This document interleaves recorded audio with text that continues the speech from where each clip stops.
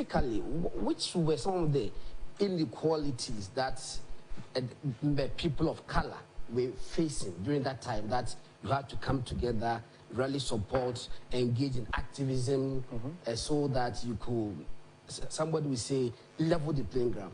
Well, the Supreme Court ruled sometime before our creation that blacks had no rights that whites were bound to uphold.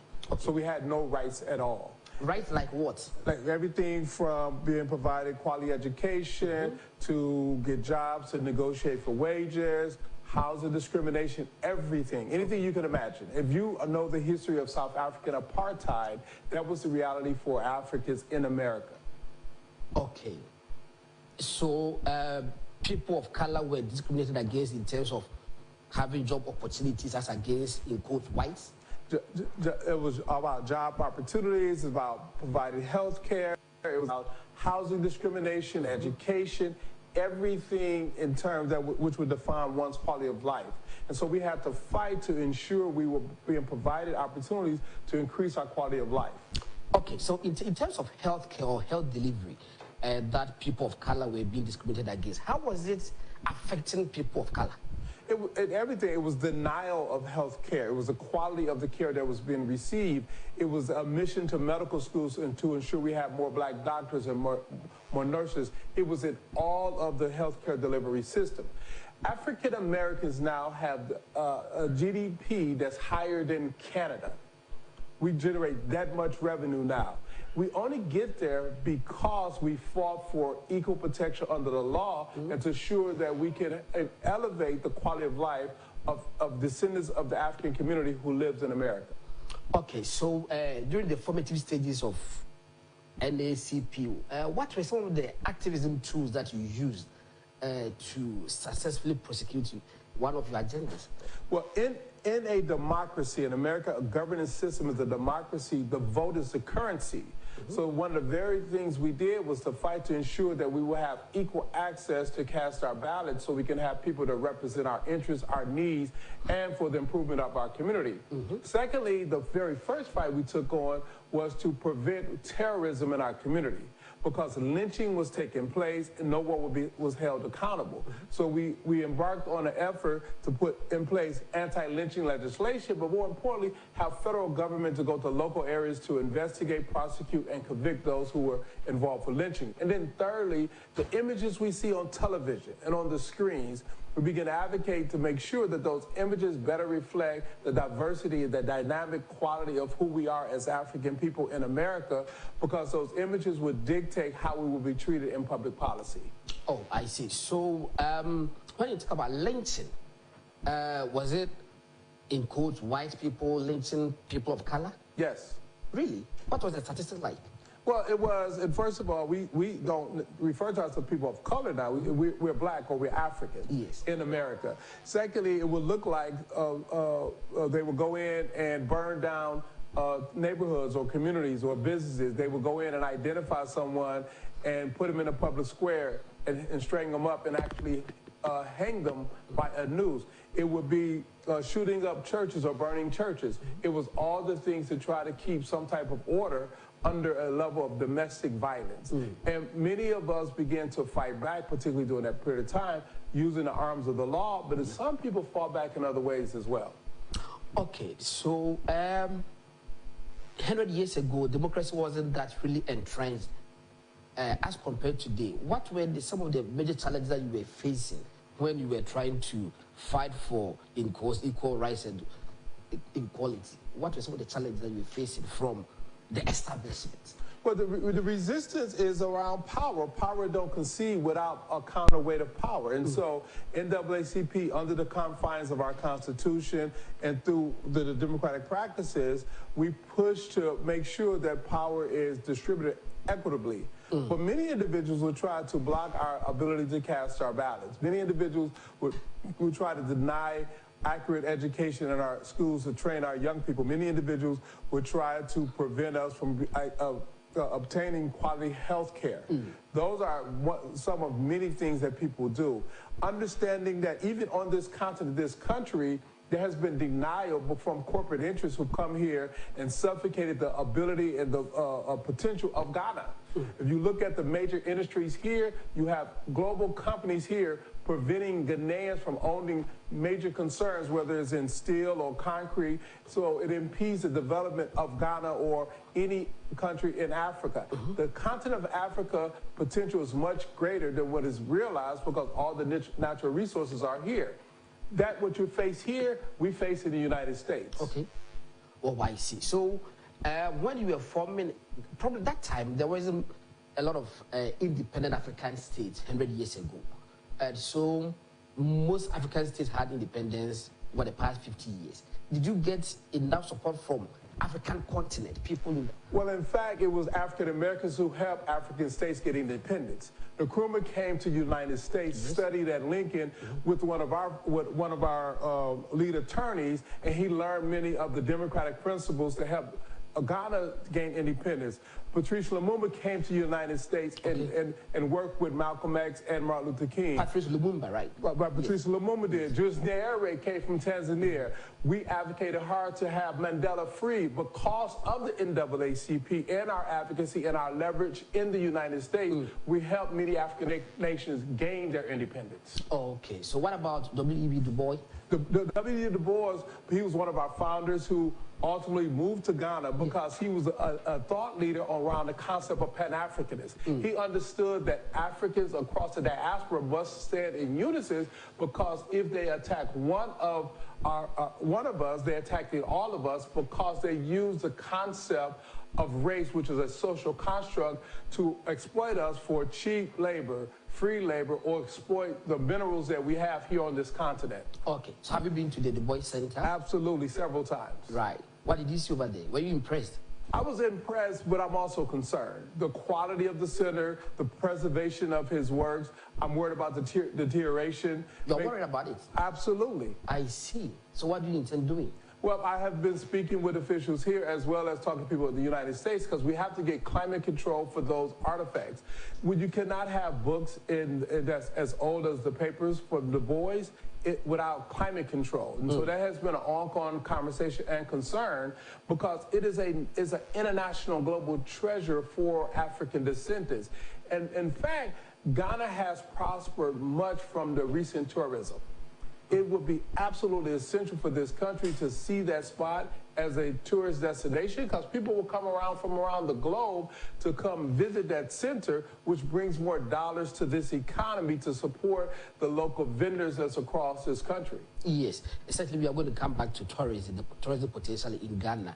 But I want to find out, what are the, you rightly said that racism is a social construct. What are the modern day challenges facing a Black American in America? I think it is much of the same around for Africans across the diaspora.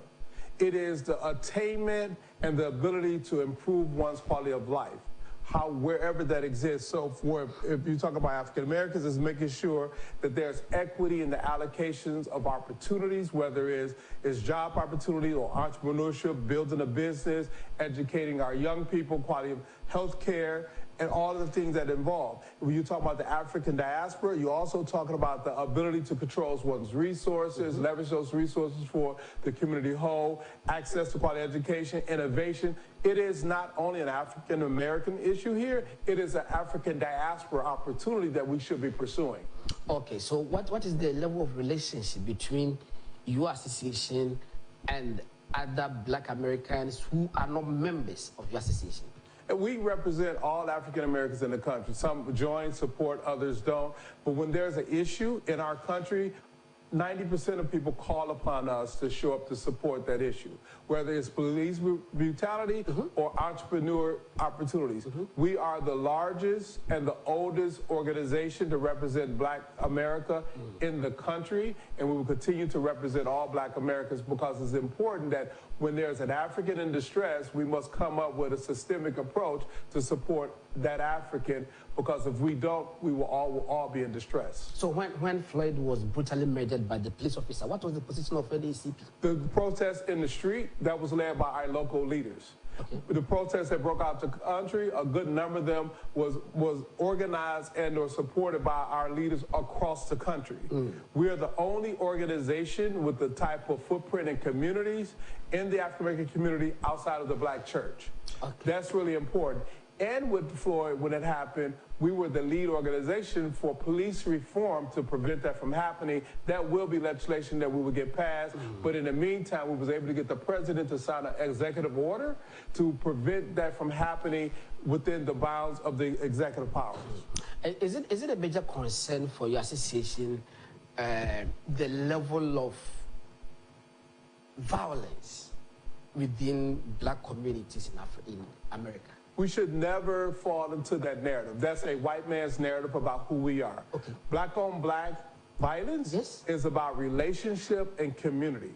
That when there's an incident that happened here in Ghana, 98% of the time it'll be a Ghanaian Black against Ghanaian Black. Why? Because they live in close proximity.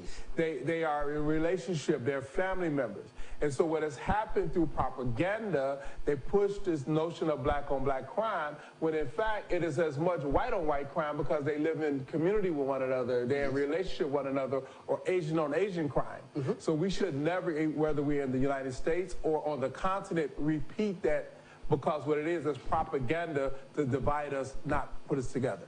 Well, I take away the level of propaganda projected by media or whatever.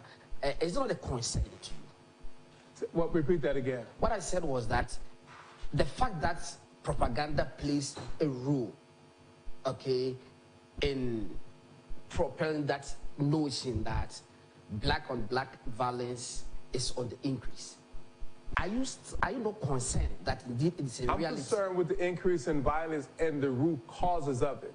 And what we're seeing as the root causes is a mental health crisis in the back end of the COVID epidemic, where people were isolated, and we have not addressed some of the mental health issues. It is just like saying that the violence that's taken place, and you name the country in Africa, is a problem. It's a problem we should be concerned about, but we should not allow a narrative of propaganda to dominate what's possible as we look for solutions. Right. So just give me a minute. This is Omanfm, this is Naacp television. This is a local media house. We use a local language. So 98% of our listeners want to listen to what you are saying. So I want to translate to them whatever we just said. So I have to use my local language a bit. So pardon me. I was for Naacp television Omanfm now. Yet yes, media common. Mene a penny for na CEO National Association for the Advancement of Colored People, if US for and now by friend Derick Johnson, what they see you and the national president. Now and come on, I didn't and say America, you name Miss America for you wish for America to do for more America, you know some Black Americans and one now. And near Maya now or muta facing better say so the Libyan police nibi now will come Bibini ever horn more, take 100 years ago. We be Nicompany, I want to abba. Now we need to put a Juma and ye, open some time them go pana air the amount. And I want a proud hospital was not a issue. And until now, no more that time, more than 100 years ago, no. Or more a come who boom say, I was so much in bomb. Now, or how be bar African Americans go through our American, or bet me Esiano. Now, Omudian Yading and a year inti, and they want to do is the national president, and my bagana CBD and Commonty and Hong Kong and Yetiano. Derick, so why Ghana? Why in Ghana? I'm told you're leading about a 40-man delegation or something. Why you Ghana? I think Ghana is an important country on the continent of Africa. In 2018, right after I took the position, we are NGO to United Nations. We invited ambassadors and delegations from the African and Caribbean community when they convened at the UN in New York. In that conversation, the Minister of Tourism at the time asked if we would support the Year of the Return, and we agreed to do so. We were also looking at the possibility of hosting a major television show here called Image Awards Africa. We have it in the United States. It's the largest award show in the entertainment industry. And so out of that, we brought the largest delegation to Ghana in 2019 with just under 300 people for the Year of the Return. Ghana is significant because in West Africa, it is the place where many individuals of African descent left these lands, our ancestors left this land to go to the Caribbean, go to Brazil, and also America. So it is important. I think between Ghana and Tanzania, right now, they're the two most significant countries on the continent as we continue to pursue, strengthen our relationship on the continent. Oh, I see. So basically, what are you doing in Ghana now? Right now, we have about 92 people that's traveling with us for a fellowship program of about 43 college-age students. It is important for them to understand the history of the continent, the transatlantic trade that involved our ancestors, and how we must be Pan-Africanists in our view, because how Africans are treated anywhere is how Africans could be treated where we are or anywhere across the board. The African diaspora, in the thinking of W.D. Du Bois, is important for us to connect and unite and not allow others to divide us. Oh, I see. So since your arrival, where have you been going to? Well, we just got back from Cape Coast. Okay. We spent several days there so that those students can experience the history. We've also been around here in Accra. Our last trip we went to Kumasi. We didn't make it to Kumasi this time. When we come back next year, hopefully we will get a chance to also visit Kumasi. You didn't go to Kumasi? Not on this trip. We went the last trip, but not this trip. Wow. When are you leaving? We are leaving on tomorrow. Tomorrow? Yes. Ah, we should have held this program in Kumasi today. Because you can't go back to America without the history of Kumasi. Oh, we've had the history of Kumasi. We just didn't do it on this trip. Okay. Okay. So when you are back in the U.S., what kind of stories do you hear about Ghana? Well, that will motivate you to say, let me go back, let me go to Ghana and see what's happening. Well, it's less about the stories we hear, it's more about the narrative that we take back. And I think that's why we're here, so that we can learn firsthand about the possibilities of a country like Ghana and the potential of uniting Africans across the Atlantic Ocean. That's really important. There are a lot of Ghanaians who live in the United States, and they're great ambassadors for this country. And it's important for Africans who live in America to also amplify what's possible in Ghana. You think about the GDP of African Americans. Yes. That spending power can help propel Ghana to be stronger. We want more terrorism in this country like we want more terrorism across the continent of Africa. And we have that strength of buying power that's greater than Canada, then there needs to be stronger relationships between African Americans and all of the African countries. Well, all right. So let me take you back to 2018 when you mentioned that return to year of return. 2019 year of return. Yeah, 2019 year of return. How did you hear about it? Well, we had a reception for many ambassadors at the UN, a convening in New York in 2018. The Minister of Tourism at the time shared it, the concept with us, asked us to partner. We agreed. We came over, did a preliminary visit. We thought it was an important benchmark in the history of African people, but more so a great potential for the country of Ghana. Okay. And did you play a role after just having that discussion with them, after hearing about it, when it indeed during Christmas, December of 2019? No, we not only played a role, we had the largest delegation of people from America to come here. We had just under 300 people in our delegation alone to travel here to Ghana for the year of return. Really? What were some of the stories that they told you? What story? I didn't understand. The kind of stories that they told you after coming for the year of return. They love the experience, the cultural understanding and the connection. That's absolutely important. That's why we're back now with 90 people. It is important for this country to further develop tourism, because the potential revenue from that can be tremendous to the economy of this country. Yes. Talking about tourism, let's discuss it thoroughly. Apart from the fact that Black Americans can come to Ghana, attempt to trace their roots, and then know their heritage, say that, yes, I'm a Ghanaian, even though I've never been to Ghana before, but if I check my DNA, if I test my DNA, I'm a Ghanaian. Besides that, what are the other tourist potentials? So many people come here not to say, yes, I'm a Ghanaian. They say, yes, we're Africans, because we understand the trade really diluted our identity. but we know we're from the continent, and many of them will do the DNA test. And for me, for example, I'm Nigerian by ancestor, and my colleagues are from Cameroon or many countries. But what happens in that process, it allows for a new connection. Okay. It allows for a cultural exchange. And for the economy here, it helps build and support, because many of the local vendors benefit from our travel here as we close the gap of understanding and communications between African Americans and Africans on the continent and the many countries that exist. Okay, so if you want to do your DNA to know that you are an African, but you want to know which country specifically that you are from, how does it happen? Well, we have a company in the U.S. that's African Ancestry, and we work with African Ancestry that has the largest database of DNA on the continent. So we don't only learn which country we're from, we learn which tribal community that our ancestors were a part of. So whether it's the Kanari people in Nigeria, which I'm a part of, or Yoruba in Nigeria, or you name it, or Fulani or Maasai. That is the purpose, so we understand what that connection is. And many of the participants, they may go and meet and open up relationships with those tribal communities, which is absolutely important. Okay, so after the question, what somebody wants to ask is, well, you are Black African, you are Black American, you are a Ghanaian, and so what? What happens after that? It's important for both sides that if we don't have relationships, you are subject to be attacked in ways that you cannot prevent yourself. We don't have relationships, we cannot maximize the potential that we bring to the table. And so when you close the gap, we can start talking about what the opportunities are as opposed to defending against negative reactions. Understanding Nelson Mandela would not have been freed when he was free but for African Americans and the NAACP. Okay. He would have died in prison.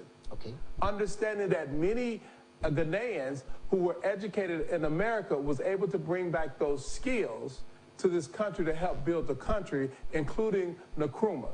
And he was educated at a historically Black college that we built and created for the benefit of African Americans and the African diaspora. That's the importance of the understanding the trade, the building of the relationship, and deepening the cultural connection. So because we are one people, therefore, we need to have one aim as we push for one destiny. And that destiny is to be able to be self-governed, self-sufficient, and not dependent on outside forces who will not and have proven not to have our best interests at heart. All right, Abusa for Ahano, hey, Oman and Koso, na FM God Nasabedia, Comene, or Penefeno, Derick Johnson, on the CEO and the national president, and Naacp, our America, and Yedi, and Common One, two television, and Oman 107.1 FM. Now, Koba Yedin, baby, and if the DNA, na Sabia Matica cra, a ya na a union moa, a man one nay, we to bibini. Say was shedding while I'm way to know African. Na Omako could be a DNA test. Say, why African, no crown, African, no best move, and our mind best move free. With Timber shares, say, why Yenzimeni, sir, Yenzimeni, dia, and why Ghanaian, yes, why Yenzimeni. It was why Ghanaian, you know. I said to mention moves why Yenzimeni, and that's why Hantoni, and that's why in that's why Asantini. DNA test it to be proven. And the Busan said, nah. Well, who could DNA test them who say we Ghanaian, but we Black American, who we bound I did. Oh, no, so. So we just had the who say, we Black African, but to be fair, was a Ghanaian. Was our share, we in the mania, and my wood meaning Ghana and Kabumu a Bakasti. Because I feel no say be one of my established say we Ghanaian, and that's why Santini, and as we Kobuna, and that's why Albini. You know, it's me boy, and you know, come up. So, Joseph, what is the level of collaboration between your association and the African governments? It's very good. I mean, I'm excited to be here in Ghana. Yes. That's a beautiful thing. I'm only here because of the Ghanaian government. Okay. We have ongoing relationship with Mozambique. We have relationships with South Africa. We have a relationship with Tanzania. We have a relationship with several African countries. We will have a reception when the UN convene because it's important that we all stay in ongoing communication because the future for Africans is much more positive than the past. Okay. And we need to stay focused on that. The future of African is much more positive. Much more. because our potential is much greater. Our knowledge is much more. Our ability to connect quicker has been enhanced. The ability for us to leverage our capital, our monies, a mutually beneficial good is greater. That's important. If we only focus on what the past and the negative, we get the past and the negative for our future. But if we start building towards what the opportunity is, then we get a new day. And we're working towards a new day. Ghana needs a new day. African Americans need a new day. And that new day is inclusive of being more prosperous, a better quality of life, so that our children and our children's children can be in positions where they control their destiny, and that as opposed to their destiny being controlled by outside forces. All right, so I think when we were all growing up, we were hearing of the American dream, the American dream. If I was born in Ghana, but I wasn't born in America, how was I supposed to have that inculcated in me that there's something called the American dream? You just said, there must be a new day in Ghana.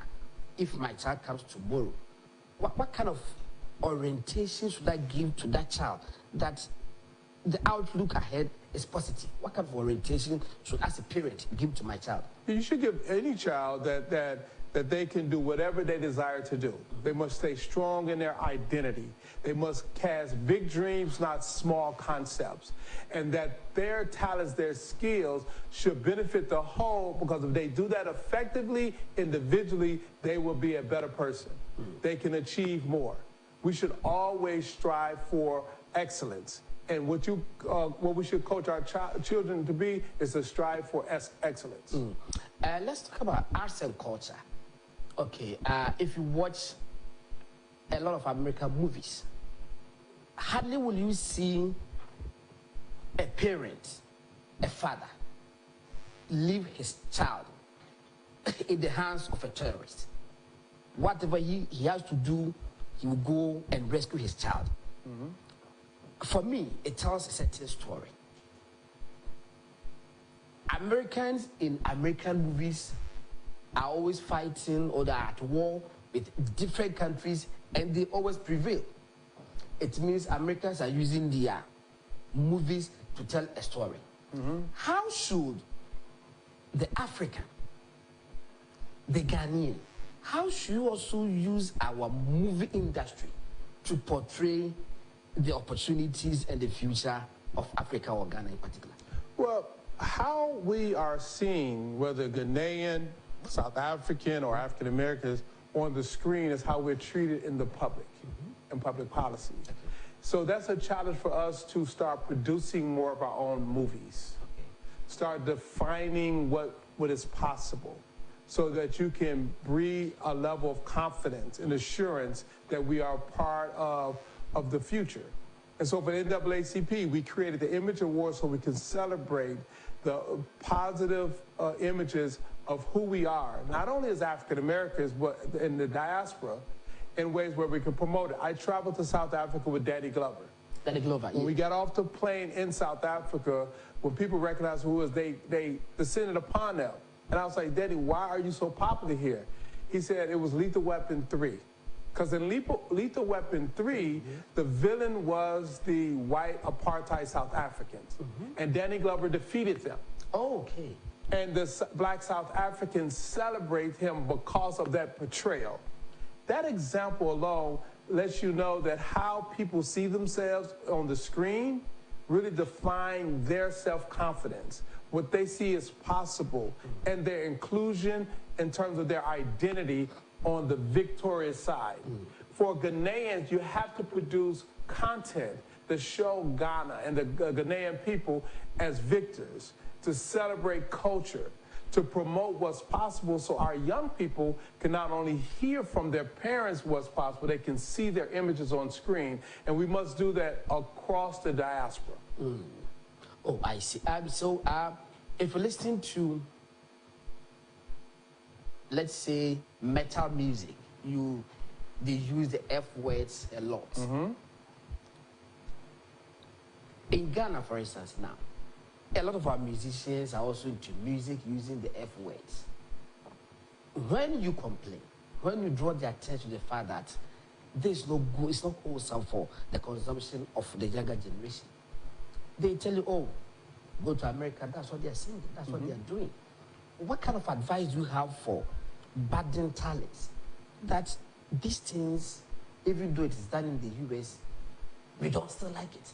Well, it's not about what we do in the U.S. We have to define our culture. We have bad music in the U.S. We have bad music in Nigeria. We have bad music in Kenya. We have bad music in Ghana.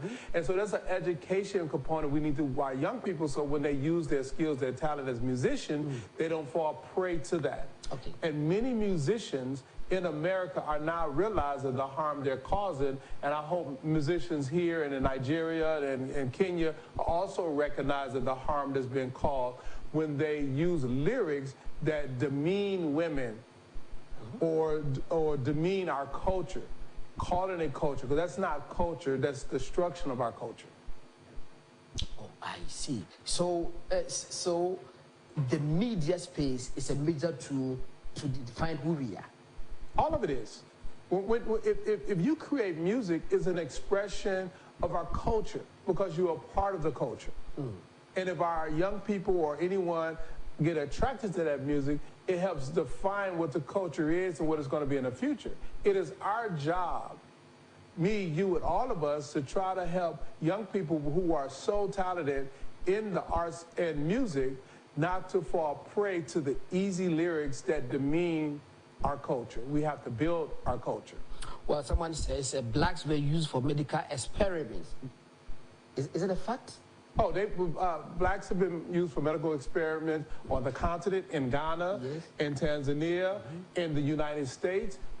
The pharmaceutical industry tests on animals and people.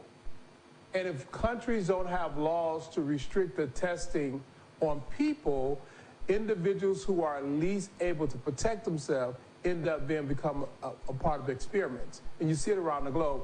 We see stuff here that's not acceptable in the U.S. because pharmaceutical companies come to the continent and push products that's not healthy because they're trying to test it to put it in markets like in Europe or in the United States. Can you cite an example, maybe to help the discussion? The chemicals that's put in products. Okay, the chemicals that are put in the product. Okay, let's say paracetamol, it comes with other chemicals. That's right. So maybe one of those chemicals that make up paracetamol are not acceptable in the chemicals put in product, what happens, if they get banned in one country, they come to countries that don't have any laws to ban it, and they still put it in those products, and then you see increases in cancer and other things of that nature. The cancer treatment may not be allowed in one country, but they go to another country and start experimental treatments that would not pass muster to be deployed in London or in the United States. But how do we fight that thing? Because I don't know whether it's out of ignorance, because we don't know. That's why we are unable to fight it. If you don't know something, you can't fight against it. Well, it goes back to what I said earlier. It's important for people to be educated, and what was created in the United States with HBCUs is one of those pipelines for people to be educated, or in London, so that when we come back to our communities in the U.S. or we come back to Ghana or any other country on the continent, we bring back those skills and expertise, so that we can protect our communities from those type of experiments or bad products that's in the stream. So, but how often do you draw the attention of various governments that maybe a drug is being sent to a country, but we think that the components are inimical to your health? Do you draw the attention of members? Well, in the United States, we sue the company. Yes. We sue the company. Okay. Right. We just settled a $20 million suit against a company. In this country, your parliament and your scientists must put up the walls so that those companies are not coming here, dumping bad products here. That you must research and understand what the trends are in any country that has barred these products so they don't leave those countries and come here. We was a part of the suit around tobacco. That's why fewer people are smoking in the United States than they were 20 years ago because of the high cancer. We just worked with the administration to ban the flavoring of cigarettes because it was targeting our community, causing more cancer. But then when you go to other countries, you see cigarette smoke is up. So you have to collectively trade information, stay in contact, because the power of our protection is on us to protect ourselves, not an outside force, because companies and entities are seeking to maximize profit and dispose of people. All right, so if you want to, all these things come out of a result of activism. If you want to engage in activism, like what you people do in the US, how should you conscientize yourself? Well, so how we deal with activism in the United States may or may not be consistent with how you deal with activism in Ghana and any other country, because the laws are different, the cultures are different, how things move different. What we have done in the United States as an organization, we have 113 years of experience to know how to move policy, how to file lawsuits and win in the court, and how to organize people to prevent them, to stop them from buying product to run companies out of business. But that may or may not work in another country. So it is incumbent upon the leaders of the country to define what activism looks like, what role it plays in decision-making, and how to protect the communities that we come from. Okay, so how often do you encourage black community, the business community in the US, that there are business opportunities in Ghana, and so they must come back to Ghana to invest? Do you do that frequently? Well, I do it as much as Ghanaians are able to receive those businesses and figure out what the partnership could look like that is mutually beneficial. I don't encourage the companies to come here because you don't want a company to come here to exploit the people of Ghana and exploit the wealth. But if there are mutual opportunities where African-American business and a Ghanaian business can partner, yes, I think that's important. In 2019, when we brought close to 300 people here, we had a whole 3-day business conversation with Ghanaian businesses and African-American companies who met for 3 days to talk about what joint ventures and partnerships should look like. But it's a two-way street. What can Ghana exploit to the United States as much as what can the United States African-Americans bring to Ghana? It's a two-way street, not a one-way street. I see, yes, certainly it's a two-way street. Someone just sent me a text message. He says, so how can the African or Ghanaian, for that matter, help the black Americans fight against injustice in the US, as has been witnessed recently in some black deaths at the hands of the police? Well, I don't know how Ghanaians can assist, because activism in the United States is based on those set of laws, rules, and customs. And so we have to take that fight on. What we can do jointly is begin and prepare for what future opportunities exist. How do you build a business development so young people would not be languishing in the street in any country, because there are opportunities for them to fully engage and participate? I remember when Floyd died, and there was a funeral held in Ghana. I think the president even attended the funeral. A lot of people took the government to the cleaners. That why should a black American be killed in the United States of America, and that the Ghanaian government would decide to hold a vigil over his death? It's called solidarity. It's called solidarity. It's called solidarity. Yeah. If you have an issue here, and if it's international in scope or there's a need, we should stand for you as well, because it's a two-way street. What took place in the fight for independence of African nations from early 1950 through the 70s was not isolated to those countries, whether it was in Nigeria or wherever. It was a global fight that enlisted many individuals to support those countries in many ways to ensure independence. And so if we operate in isolationism, what we get is more harm. But if we operate globally, what we get is more opportunity. Abusafonti yeda so ewo Oman enko so na yedi enkomo na question ba kwa busa ni sia na somebeka ya bibini bi we bruni wa America na police for to share the so ate se wodeli form wodeli ko to dwi emia ne pon ate se abranche no ewuye na efe ne Floyd na somebeka ya abranche no wuye no Ghana ban eye kura mpo ewo ho kakra ewo ama yakokasa kakra wa ase enipa bebre ka se aden na bibini bi o wa America wawuo na omanpanyin na ban no kokase yakwakoye ayi na se ba kono wonye Ghana ni etifa so wo ho ne se ana mebusa Mr. Johnson was so ye no na chese onuado ewo yemu, because even though omo ye black Americans omo ta American omo ye Africans and omo akokotsa ho no and you know, say, a Kawania, say, can you Kawania, not count, this energy, and look, I said, independence time, if we in the apartheid system, South Africa, Benino, not America for a America, Black Americans, or no more support to ye, and Chroma or Bobo Patrice Lumba, Munina, say, Omuna, Echo, I would say, Kusia, Adia, American universities. Now more banners, or Mudin, Diaspora, Bagana, Eba Africa, and Mighty Belcon, Inya, Yefa, Woody. This is ABC USA, and the US in Abba Beba. It means I say America will be Maswintino, Yedi, and Fire, Yanunti, and now what the Abba Becas as in Busafoti, Yakoswana, Yedi, and Combo. So what are you taking back to US tomorrow? Is it your first of coming to Ghana? No, it's not. I just shared I was here in 2019. 2019 for the years. Right, this is my 4th time here. A lot of knowledge, new relationships, and potential opportunities moving forward. My mission here is to strengthen the relationship with Ghanaians, identify opportunities that we can cross-pollinate and work on together, and identify business opportunities wherever they may exist.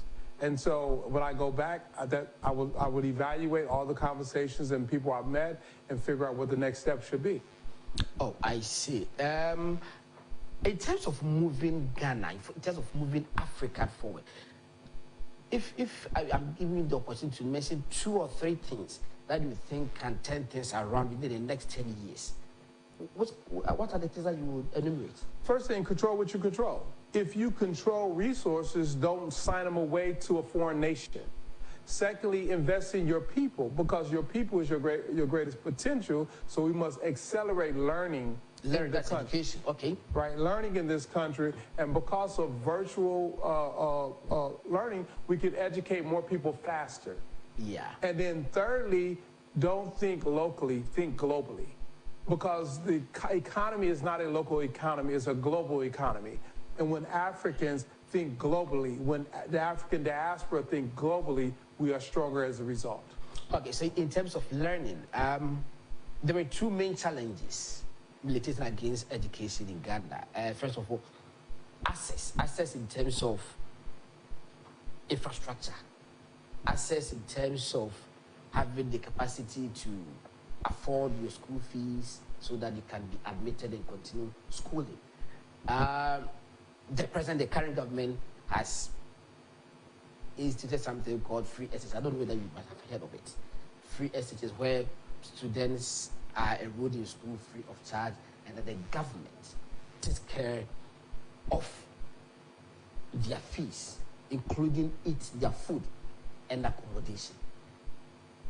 How do you rate it? Is it going to accelerate our development to a certain level? Well, again, I don't know the current political landscape, but invest in your future. You invest in your future by making more accessible education. In the United States, education is free from K through 12th grade. It is free. All of the leading nations, education is free. And that's absolutely important, because if you invest in your people, you invest in the future. But more importantly, it's more accessible now than ever before because of devices like this. Yes. And everywhere in this country I have gone, I've seen almost everybody with a device. Yes. And on this device, there's all type of virtual learning. Yes. Invest in your future, and you're a stronger country. You'll be a stronger country as a result. So free education is a good thing. Okay. So when you go back to, when you go back to US, what are the first 2 things that you are going to tell your people that I was in Ghana in 2019, I've been to Ghana 2022? Maybe there's a difference. These are the things that we can do to improve. What are you going to tell your people? I have to assess this trip. I have been working with Ghanaians from the first time I got here in 2018. Yes. It's an ongoing relationship building and dialogue. I've run across many individuals now that I'll be following up with. So it's not about what I'm going to tell my people, it's about what we're going to do. Yes. It's the doing, not the saying, and the doing is remain to be seen. Right, so that's what he just said. The doing is the most important thing, it's not what you're going to say. So, ladies and gentlemen, I've just had the opportunity to have a discussion. It wasn't an interview. We had a discussion. Oh, yes, it wasn't an interview, it was a discussion with the CEO and then the national president of National Association, that's NACP of US. Your last word for Ghanaians and Africans. Well, I'm excited to be here. I think this is, Ghana, it has the greatest potential on the continent of Africa. It is really important to invest in sites for tourism, because you invest in sites for tourism, you increase the possibility of bringing more revenue into the country so the country can continue to prosper and grow. So I'm excited to be here, and I look forward to come back many more times. Have you heard of Afrochella? Yes. What is it? It is a music festival of African artists. So have you heard of Coachella? Are we seeing you in December? Well, you may or may not. Let's see. We have to see you. All right, that remains to be seen. All right, I was appointed to that. Is supposed to meet him join the if I'm going to Sarabidi Akumene, right? Derick Johnson, 1 year Naacp president NEC when he be the Ekobon. Yamia Duma, next week so the Nepacho, Uncle Bubesa Genesis, Nedo special summit. Pacho, you be sure that. Medasi. Bye bye.